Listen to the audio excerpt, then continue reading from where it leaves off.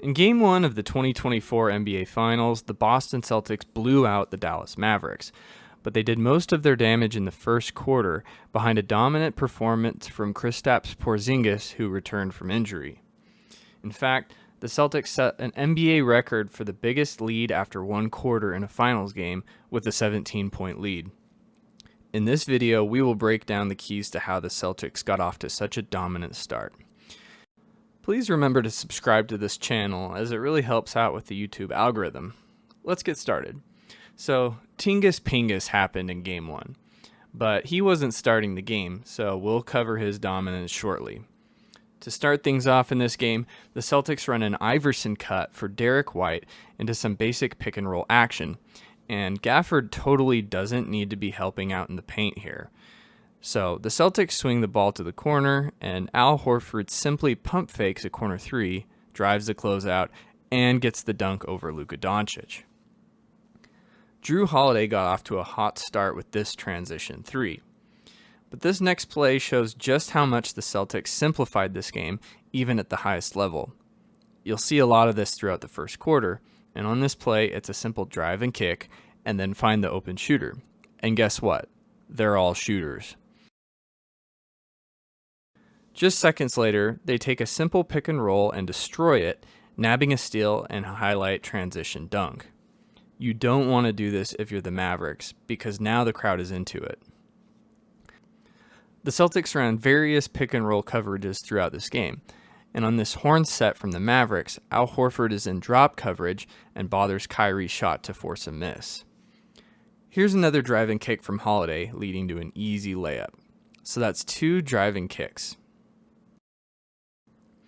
And here, Al Horford shows he can guard in a switch against Luka Doncic just as well as he can in drop coverage.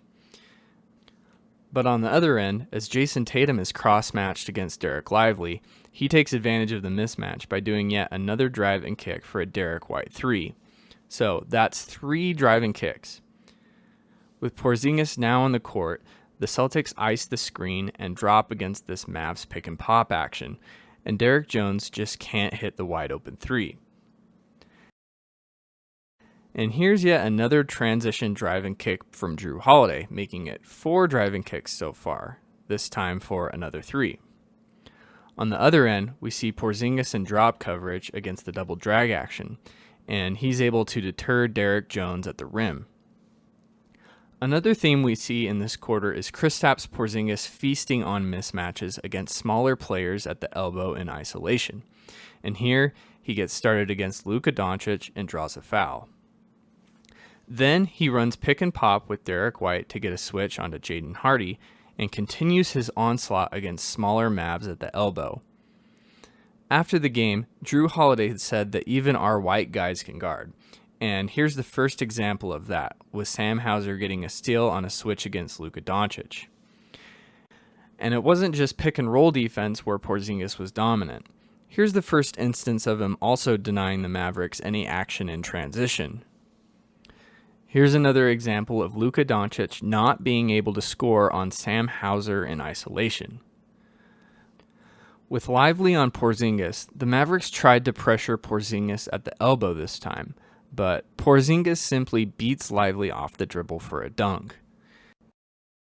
And here we see Porzingis play picture-perfect drop coverage on the pick and roll, which is important because the Mavericks feasted on lobs against the Timberwolves, but if they can't against the Celtics, that's just not good for them. The Mavericks can't really hope to defend Porzingis without help at the elbow, but if they help, everyone on the Celtics is a shooter, making it nearly impossible to defend this play. And this is the third example in just one quarter of Porzingis getting production out of these mismatches. Here, Jason Tatum shows that even when well contested, he can comfortably hit threes when operating in isolation against a mismatch. And here's Exhibit 3 of Sam Hauser defending in isolation against the Maverick Stars.